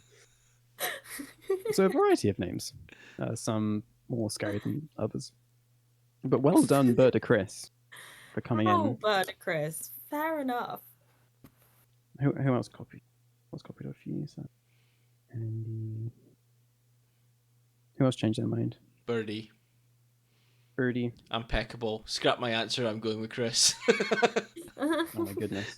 I don't know if that was before or after the answer came up, but we'll give Impeccable a point as well. They know I'm a lousy teacher keeping up with these things. Yeah, Chris, how on earth did you know that? Satanic Goatsucker. Yeah, it has a really good name. Satanic Goatsucker. That's like a heavy metal band right there. Oh my god, yeah, they are heavy metal band names. Satanic Jar of Leaves. It's one of those great names and sounds. That's very impressive. Does anyone have a guess, now that we know what it is, of what the locals liken this sound to? Given that it's spooky horror stream. A witch's laugh? I'll give a hint. I couldn't find the exact call, because apparently it's the flight call, which is the main thing likened to this, which is a much more drawn out, like, whip. So, like, imagine that, but slower, like, full whip. I wish I could find the audio itself. But what spooky thing did the locals think was actually happening instead of a cute little bird? Sorry, no, Satanic Goatsucker. Not a heavy metal and a cocktail. I'll have one Satanic Goatsucker. Or a really good insult. I have no idea. Oh, Birdie says bats. That's kind of a good idea. Maybe bats. Think more gruesome. Is it a banshee? Something that happens to people that this bird is doing. I'm trying to get it a bit closer so some people might get some points. Murder bats, more specific, Barnacle. We want some nice creative way of ending people. Stabbing people. These like fly really fast. It's like arrows. Oh no, I was saying, is that how your Satanic Nightjar, Satanic Goatsucker, sorry, murders people? Crimes. What particular crime? Murderings. Murderings. The bird sneaks into houses at night and stabs people in the eye and feed their chicks with eyeballs. Pazuzu, no. I like the creativity, Pazuzu. We want that level. Well done, Pazuzu. Ding ding. Why are you going to?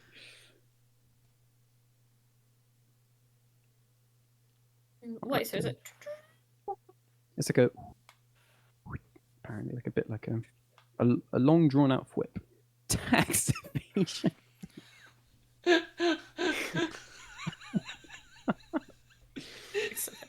The locals liken the sound of the Satanic Goatsucker to tax evasion. That's amazing. Whipping? Devil whip. Hanging. Why is this so difficult? Ah, thank you. Is that the noise, Pookie? I couldn't find the exact noise. I'd be very glad if you found the exact one. It is. We can... Oh, these are the 4 sounds I found here. I'm citing my sources. Death gargles. I'll put people out of their misery. But Pazuzu, you are the closest. Some of the locals thought that these drawn-out sounds, instead of just the plip-plop that some people might call water droplets, was actually the sound of the birds gouging out their eyes of an unsuspecting victim. So Pazuzu. Fair enough, Pazuzu. That was very good point there. Well done. See, I know the bird's supposed to sound like someone pulling out. What's that? Oh, like a...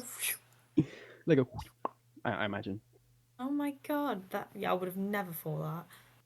Something I have to note. Lots of my sources for these folklore things are folklore websites and things like that. So take with a big pinch of salt. But yes, that is the satanic goat sucker or diabolical nightjar or eared nightjar. Have a big range. Right. Moving on to the next question. We now enter Africa, specifically Eswatini, where you have been asked to dig a hole. What do you hope not to uncover? So you're digging a hole. What do you hope you do not find in this hole? Tax evasion. You can't spend tax evasion. I found all my old taxes. An aardvark. Uh-oh. I mean, I'd hope not to find a bomb. This is a wildlife stream? This would be a very boring question. You found an old landmine. I was thinking about the sheep. But why not? They're cute. Hope you don't find. This is a very open-ended question. Like a scorpion if you're digging a hole. A vampire, a nasty snake. Specifically, I'm going to say a worm. A worm? A worm. Yeah. Given some of this folklore, there's not much logic to much of it. So, zombie hippo. There we go. Now we're on the. I'm going to go. Zombie hippo. Bones. Oh, impeccable kind of bones. Some hornets or something. Scorpion. Yeah.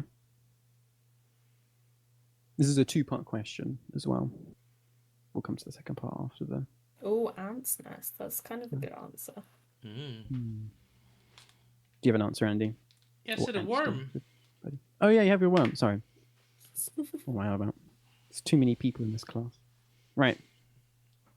Ant's nest. I think everyone's got an answer down. Oh, lots of things I'd want to find. Burrowing scorpions, a ghoul, Nigel Farage. God, Birdicker's got this bang on as well. It's Nigel Farage. Not to find a cursed or buried there. Plague-ridden bugs. Okay. Part one of this question. Uh-oh, you've dug up a frog. What? Fuck. And now, what will happen to you? Now that you've dug up a frog in Eswatini, something's... Right, it's just about to happen now. I think You're going to die. No, I think I've got to marry the frog. The two ends of the spectrum. You will explode. You exploded 40. Junior, you got to go with your gut. Go with your gut, birdie. What's going to happen?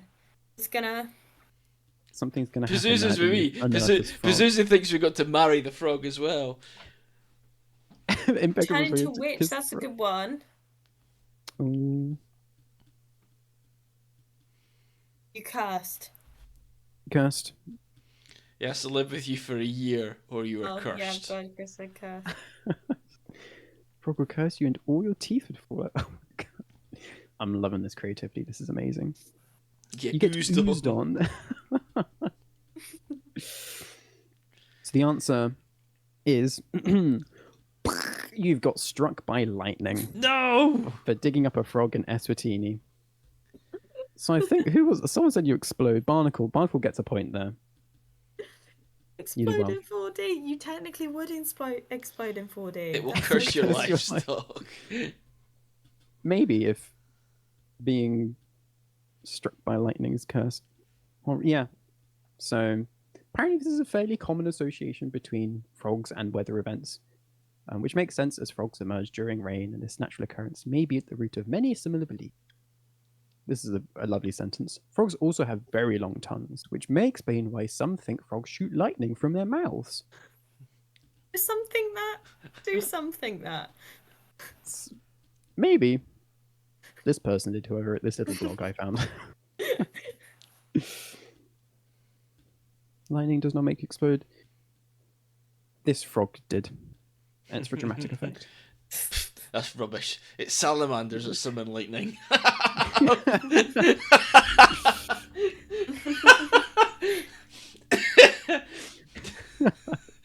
That's brilliant, Fishy. Right.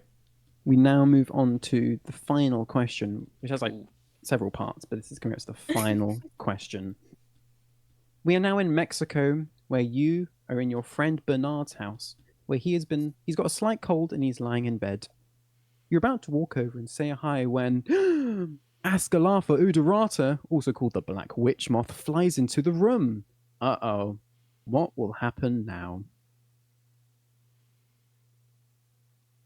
Pazuzu will show up, capture the moth and put it outside. Saving everyone. Yeah, see, Bernie says Pazuzu will appear, see? It's true. Yeah, so we're in Mexico.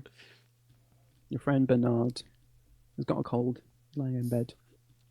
And this lovely little moth, called the black witch moth, has flown into the room. What's going to happen now? So someone flies close off to you and will takes die. Bernard with it. Yeah, someone close to you will die, says Fishy. I think you get his first. cold, says Birdie. Nick will be peeking through your window.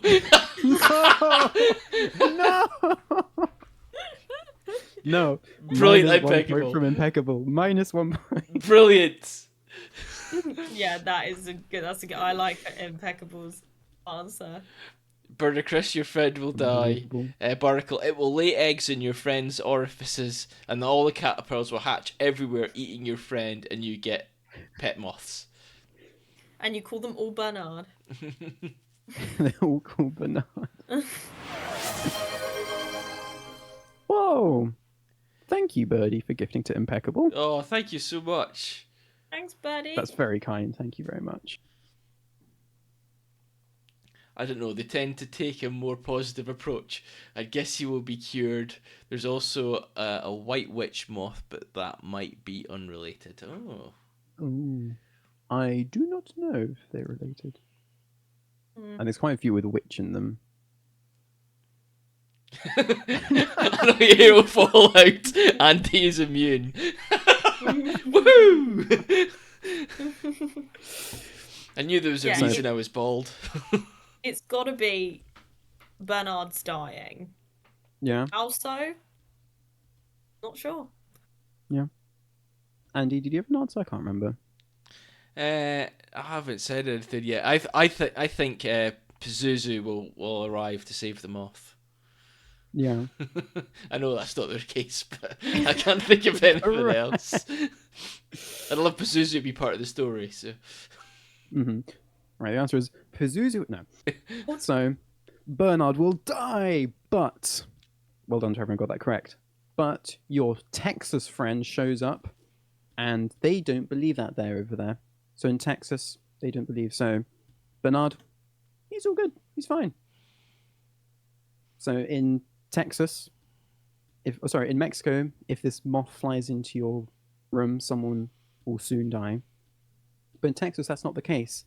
But so your Texas friend is scared because the moth might do something which is bad. What could this moth do which would be bad for your friend, Bernard? Say that again. So I was just explaining the previous bit. So Mexico, in Mexico, some people believe if the black witch moth flies into your room, someone close to you will die. Also, if someone is ill, they will die. But in Texas, it's a slightly different version of that. So the moth flying in, that's fine. But the moth has to do something inside the room, which will cause someone to die. So what is your Texan friend scared that this moth might do? Land on them. I like Birdie's answer. Bad in Texas, the moth takes his guns. Yeah. No guns or firearms are involved. Vote Democrats. No politics, no politics.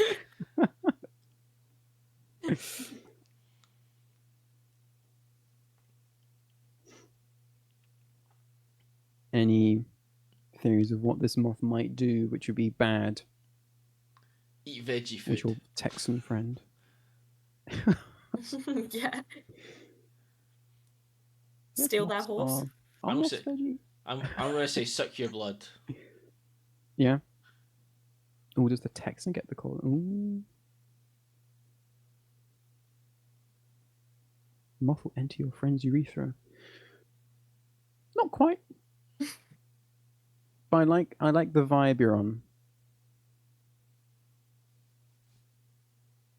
Okay, so the next bit is unless the moth flies to all four corners of your room, which is very specific. So if you're in Mexico, this moth flies in through your door, someone's going to die.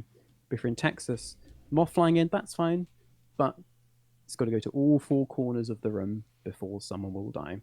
And the moth didn't do that, so that's okay. But it's now landed on Bernard's head. Now what's going to happen? Oh no. The moth will take your cowboy boots. Bernard dies. If it chews through the door, but I just read you. Do you think Bernard's going to die? Bernard is now moth. Yeah, I feel like Bernard. You're falling out. I said it. I think Bernard will shrivel up into a husk. Yeah. Yeah. I think Bernard will be fine. Here they say if you see a magpie, someone you know will die. In my garden has 30 of them and we're fine. Ooh, Bernard will be cured. Still think you're getting sick. I feel like Bernard's going to be alright. I've just got a sneaky feeling about him. Yeah. Okay, so the answer. So the moth has landed on Bernard.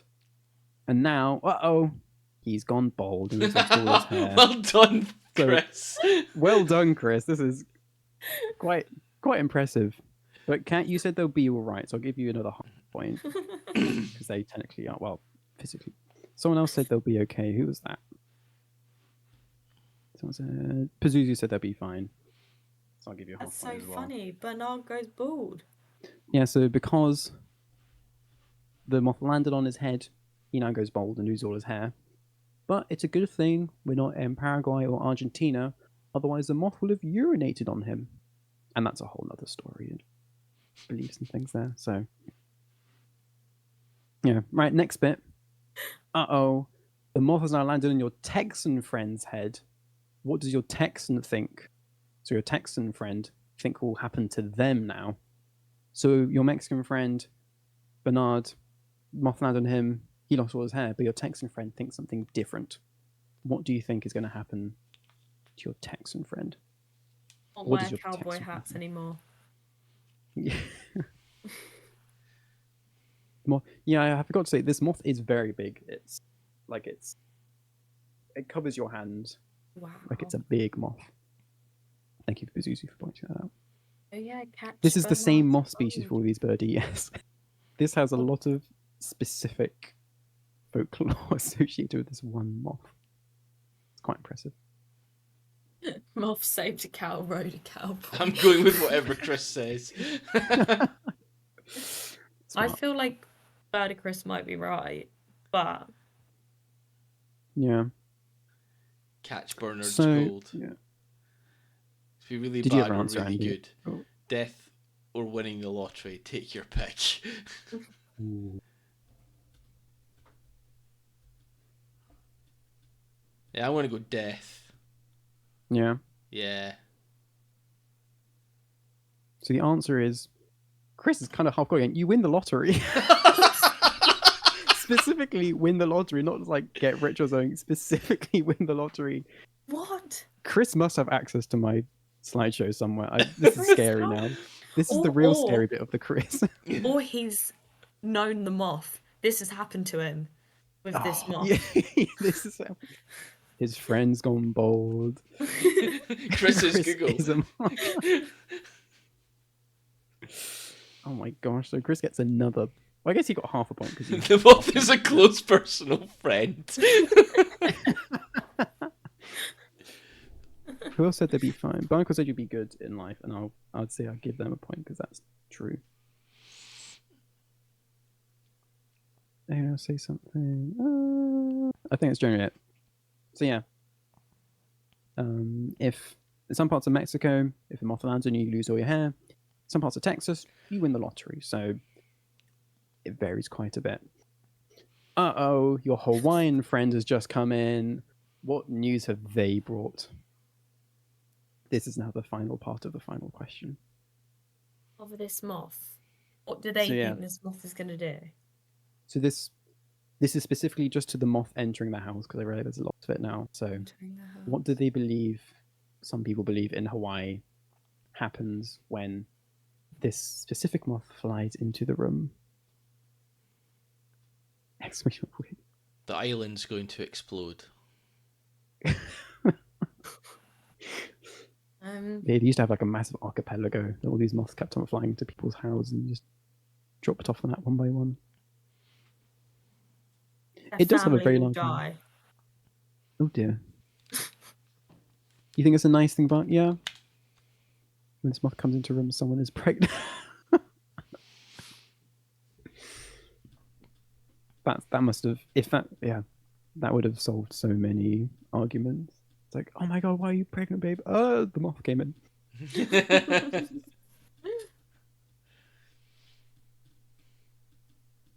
I'm not saying the moth is the cause. Could be preggers opposite of death. Ooh. So this is the Mother of God. This is the black witch moth, or I've forgotten the name of the species. But yes, black witch moth, which is generally found across large parts of like Central America and other places as well. Someone be forced to take a picture and post it on Wildlife Encounter. You like to complain about the last part. Some of my friends are moths, and only some of them are harboring a death. We have got some American viewers. Maybe they could get pictures of this moth. Oh yeah, that's true. Yeah. But imagine if it goes to all corners of the room. No. And then make sure you're taking pictures of it outside. Then you're safe. If you're in Mexico, it's fine. Unless it lands on you. Unless it lands on you, then you're going to win the lottery. But only if you're in Texas. Not if you're in Mexico. No. I'm glad everyone's learning something today. I think everyone turns to witches. I thought you got bald. If well, I won't get bald. I'm already bald, Pazuzu. Maybe you'll lose your beard. If it lands on you. No. No, that's not it lands on your chin. It'll be something like New Baby or the spirit of the recently deceased relative visiting, something like that. Oh, maybe. That's a good shout, Chris. Relative. I like the relative. Like someone that's died coming to see you. Yeah, it'll be seen as a positive thing in like respected moth. Like, yes, it's a good sign, this moth. I'd rather you get might lose your hair to be and honest. Win the lottery. It is a bit like some mix people of here answers. think robins do. Oh, I wasn't aware of that, Chris. No, that's nice. I didn't know that. Bonus part to this question. A robin enters the room now. You get visited by the old hair follicles that have dearly departed. Respected moth. Right, have we got our answers in? Yeah. Yeah. So I think the island's going to explode. What was your one again, Kat? I think their whole family dies, but I like Chris's suggestion with a dead person visiting them. Yeah. I like that idea as well, because it's correct. So, yeah, it turns out, for the story, it turns out Bernardo's already dead. But the moth was just his spirit coming to say goodbye. So somehow Chris got that one again. But yes, I end this on that the moth needs some better communication skills. And that is the end of the quiz. Well done. That was really good, Nick. That I've was got to add all really these funny. points. Was it Chris got another I was point? gonna say, I feel like we know who's won. Nah, suspense. Cat, I'll give you a half. Could you say, did anyone else go on the bandwagon of Chris? Someone said something good happens.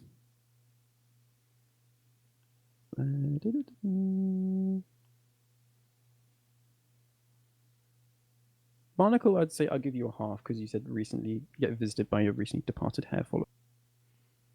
So that's correct, half correct. I think very simply from Brazil. All my answers are the same as Chris said all night, says Birdie. Ah, yes. So we got. I'm just collating the scores. So in drum roll, first place.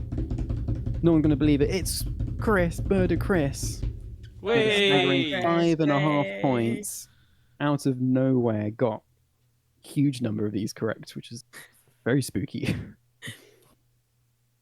When I talk to old people about butterflies and moths, they often tell when someone died and they were visited by one, how that's their spirit messenger or something like that.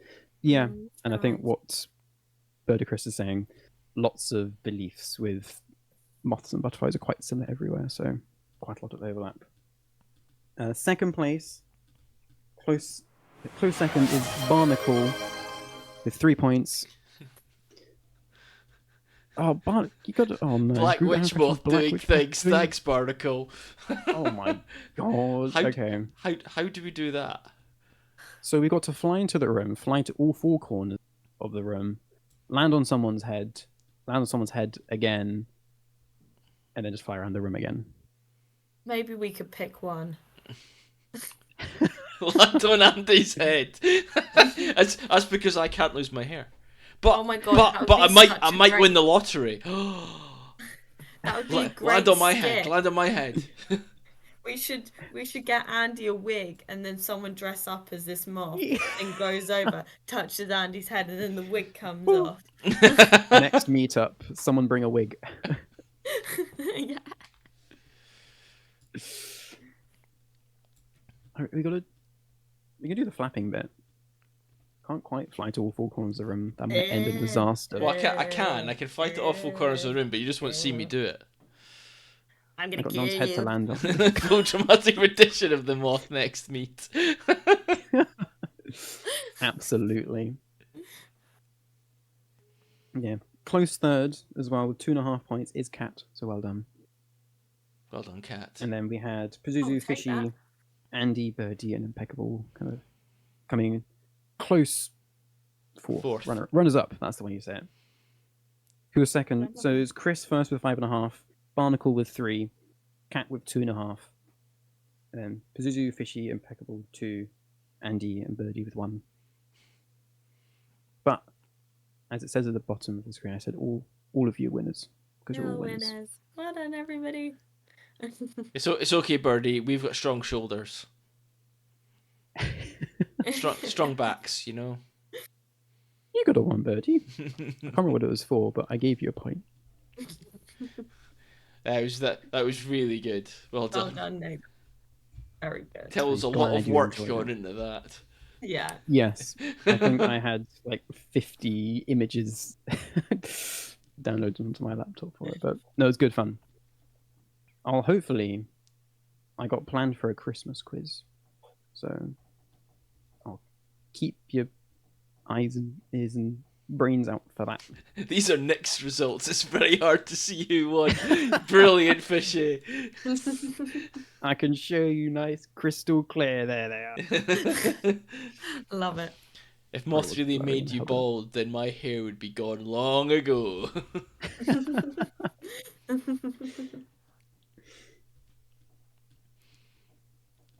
So it's not because of moths that I'm bald. It's because my hair's 5'9" and I'm 5'10". So.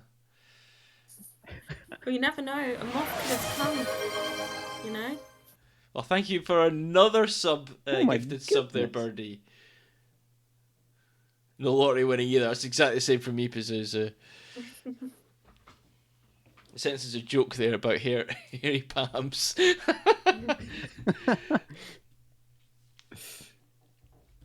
Rewarding the best jokes of the night. Very kind of you, Birdie. Thank you again for both gifted subs. Oh, soon I'll get the art and things done, so subscribers will have fun emotes and things. And we needed badges for our sub. Yeah, sub badges. We'll get them soon. Wait, that was me. Yes, Fishy, you're now a subscriber. Well, badges for everyone. Woo-hoo. Subscriber badger. That'd be so good. Cool. Right. Well, we're going to have to call it, I think. It's 25 minutes to bedtime. Oh my goodness. I'm going to collapse midstream if we're not careful. Bushroom. Yes. Next Wednesday is our Shroom Showdown. So please do keep your shrooms coming. I'm going to keep counting them up until that Wednesday. Okay, so Wednesday the 12th. So we'll keep counting them up till then to see how many different shrooms we get. So it's everything from the 1st of October until that point. We'll then go through all of those images next week. Yes, and Birdie says, because we're going to have a fun, silly mushroom ranking thing just from having a look at them. So if you haven't sent Birdie your favourite mushroom or one you want as part of our very unscientific, subjective ranking system, then go for it. Send a name and a picture, and it doesn't have to be your picture. Just get one off Google. Anything like that. Okay, buddy, I will send you mine after this weekend. I'm going to try and hunt. I still haven't done one yet as well, Birdie. I still need to send you one. So, and I know exactly which one it's going to be. But I might have to send you a couple just to, in case one of them's already been picked. So it doesn't have to be your own pick. Yeah, it could be anything you want it to be. It can be anything. Just your favourite mushroom or one you've been appreciating or anything like that. Whatever mushroom it is. I like it. We'll very scientifically rank them based off. I don't know. We'll find out next week. Yeah. Cool. Right, Friday. Are you free on Friday? Oh, I'm not free on Friday. I'm going caving again. He keeps abandoning me. It's not. I want to come back. Oh. You do a cave stream. Whee! Signal's not too good down there anyway. What about you, Birdie? Are you free on Friday? Are you back up and running yet? I'm impeccable wins best joke, yes. Yeah. I'm not yet. Not looking good for me Friday. No problem. So I think we might be playing some more Endling then. Ooh. Which wasn't very upbeat. It was not very upbeat. It was very sad. But it's a very good game. So I'm going to continue playing that. So please join me for more Endling. Let's see if we can keep the Cubs alive. I've lost 2 already. If you want to do a puzzle, I could probably play. Ooh, maybe. And then we'll be back next Wednesday for our Shroom Showdown. Yeah, good fun. Yeah, cool. Right, everybody. Thank you so much for joining us tonight. It's been great. Thank you, Nick, for putting on a fantastic quiz. Thank you all for being wonderful participants. Yes. And we'll have to do a Christmassy one. Yeah. There'll be a Christmassy one. And thanks to everybody for joining us and taking part as well. It's been brilliant. We will see you all again soon. Thanks, guys, for watching. See you next week. Bye, everyone.